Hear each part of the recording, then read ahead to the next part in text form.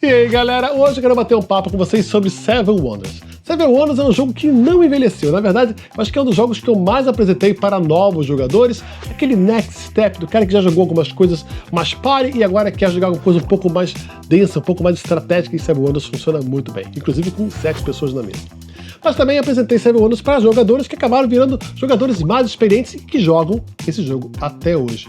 Porque ele tem uma coisa muito legal de poder trazer, cada vez que ele vem para a mesa, uma estratégia diferente. Você não precisa sempre fazer o mesmo jogo, o mesmo caminho, a mesma estratégia. E hoje eu quero bater um papo sobre isso. Como usar as maravilhas para trazer sempre um jogo diferente, uma nova estratégia para a mesa. Vamos nessa!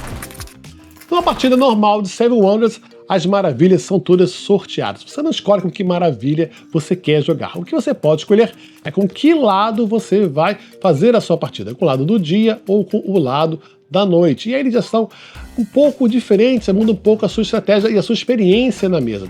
Festus, por exemplo, é uma maravilha, ele é fantástica para novos jogadores, porque ele não é complicado, é simples. Você ganha pontos de vitória, 10 pontos de vitória, você construir as 3 etapas da sua maravilha e dinheiro, 9 peças de dinheiro lá no meio, ok? Que é bem legal para você conseguir, né, comprar e jogar novas cartas, é muito legal. Mas o lado da noite, ele é talvez mais interessante, porque ele traz os mesmos 10 pontos de vitória, tá? Separados diferentes, mas ele traz o dinheiro também, mais dinheiro. Aqui eram só 9, aqui são 12 dinheirinhos. E são divididos, você já ganha 4 aqui, 4 aqui, 4 aqui, ou seja, você fica mais flexível para conseguir entender como que o jogo funciona. Excelente maravilha inicial. E vem aqui com o papiro, que é um recurso manufaturado bem valioso, tá? Que você vai poder negociar com os seus vizinhos, né? E todo mundo vai querer em algum momento. Excelente maravilha para você, se você pegou numa primeira partida sua, é uma excelente dica. Já Halicarnassus, ele traz aqui também pontuação 10 pontos de vitória também.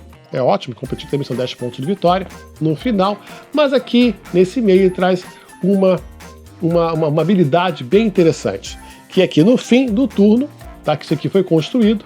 No fim do turno, entre jogo, pegue todas as cartas do descarte, escolha uma e construa aquela carta gratuitamente. Eu te dá, na verdade, a opção de se você mesmo se livrou de alguma carta do descarte, os outros jogadores que você viu jogar alguma carta do descarte, né? Aqui na primeira era, né? Que as cartas vão sobrar, uma carta de cada jogador aqui você consegue, né? Ou de repente a gente for jogada fora para trocar por dinheiro, você vai lá e consegue construir uma carta valiosa de graça. Uma boa, interessante, uma barganha bem interessante na segunda etapa que é da construção, tá? Mas aqui, do lado da noite, você continua aqui com o mesmo recurso, tá? Tapetes, né? De seda. E aqui você faz isso 3 vezes. Olha que interessante. Tudo bem, não tem os mesmos pontos de vitória, que tem 10, aqui só tem 3 pontos de vitória, mas dá a opção se você quer construir mais rapidamente, constrói. Tá? Então, de graça.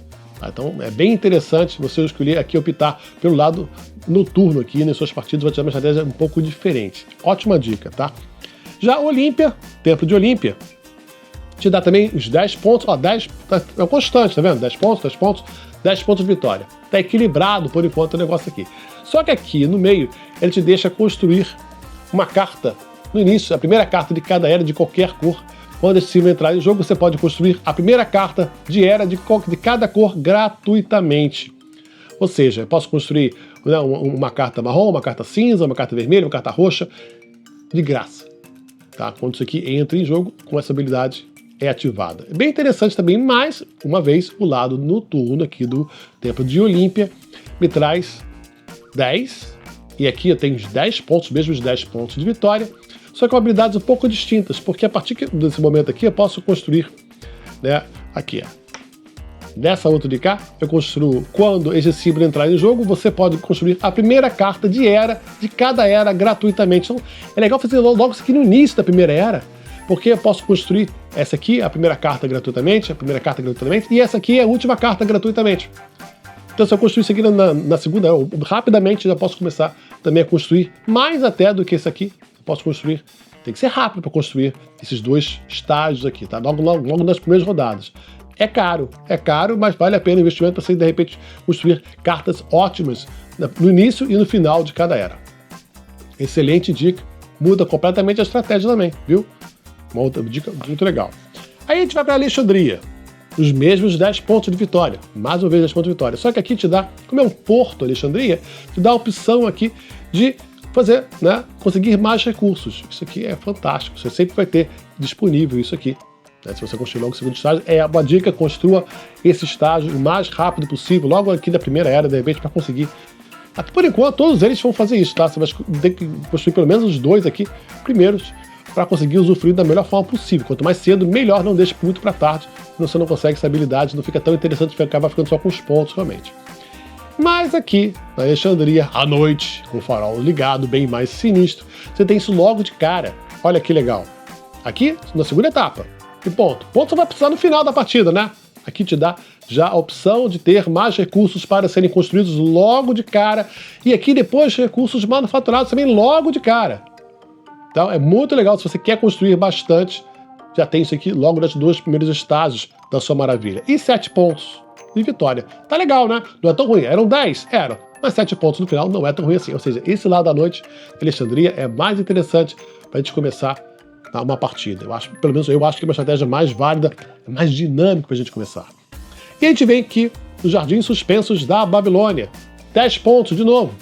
Tá? E aqui um símbolo que eu adoro, que é a ciência. Porque uma forma de você pontuar bastante nesse jogo é você investir em ciência. Em cultura também, principalmente se você tiver os símbolos chaveados, os símbolos que vêm acompanhados, que você construído gratuitamente as cartas. É muito legal, a cultura vale muito para isso, tá? Você constrói muito rápido e barato. E te dá pontos no final. Só que a ciência, ela te pontua de 2 formas diferentes no final. De acordo com o número de ciências iguais que você tem e diferentes também. Então aqui, olha, se você tem símbolos idênticos, se eu tenho 4 símbolos, já vou 16 pontos de vitória no final. Se eu tenho os 6 símbolos, que são 6 de cada no baralho, eu tenho 36 pontos no final. Isso aqui te ajuda a escolher mais um símbolo no final da partida. Bem interessante, tá?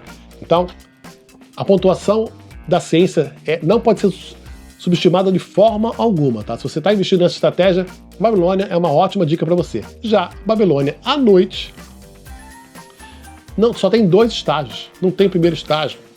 São um pouco mais difíceis de ser construídos, tá? Mas você só tem 2 estágios. E tem uma habilidade muito legal aqui, algo que você constrói da primeira vez, que é a habilidade de você poder... Aqui, ó. Quando esse símbolo entra em jogo, você pode jogar a última carta de cada era, em vez de jogar fora. Ou seja, todo mundo descarta cartas, não é isso? Não, a sua última carta, você vai jogar aquela carta. Se você vai dar na primeira era, você vai fazer isso 3 vezes. Tá? Aí você vai construir normalmente, ou se transformar em dinheiro, vai jogar aquela carta com as regras normais do jogo, mas você vai ter basicamente um turno a mais do que todos os outros jogadores. Então esse símbolo aqui é muito legal, logo de cara, baratinho para construir. Tá? E depois a ciência continua aqui, ou seja, continua sendo uma boa opção se você quer trabalhar, se você quer pontuar com ciência. Babilônia à noite, eu acho mais interessante do que simplesmente os pontos aqui de vitória. 10 pontos, isso aqui vai te render muito mais pontos no final da partida se você realmente puder construir, ter 3 turnos a mais do que os outros jogadores. Olha só a dica, bem legal. E aí a gente vem para Rhodes. E Rhodes é militar, tá? Rhodes é uma ilha na Grécia que sofreu um cerco dos macedônios imensa, né? E aí é legal porque a lenda diz, né, que a estátua, né, do Rhodes foi construída, que é de Mercúrio, acho que é Mercúrio, Deus Sol, e foi construída com o bronze das armas dos derrotados macedônios que fugiram. Interessante, né? Então faz sentido temático ter os militares aqui, e mais uma vez 10 pontos de vitória. Você está sentindo aqui uma constante, tudo bem equilibrado o lado do dia. Já o lado da noite, me traz aqui 7 pontos de vitória só, mas traz dinheirinho e os mesmos 2 pontos militares, né? Ou seja, bem equilibrado também, só que em vez de 3, são só 2 da mesma forma. Tá? Então construir isso aqui o mais rápido possível é bem legal também, tá? O primeiro estágio e o segundo estágio é muito legal. E aqui é um pouco mais caro, tá? Mas, bom, você já começa inclusive aqui com, olha, um ouro daqui e aqui um dos custos que você precisa, tá? E olha que legal a arte aqui à noite, aqui a cidade em chamas, né? O porto em chamas, eu acho que é uma representação justamente dessa batalha.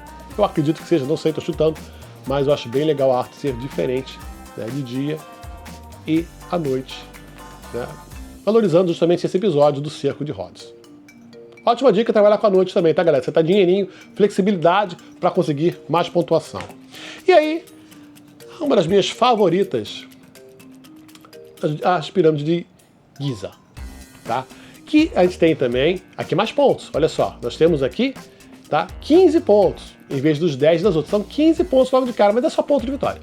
Não tem nenhuma outra habilidade, não tem mais nada. Produz pedra, que é legal, que você vai usar pedra pra caramba aqui. Bom, mas são só pontos de vitória. A estratégia aqui fica ao seu critério. Você pode fazer o que você quiser. É libertador, às vezes, você...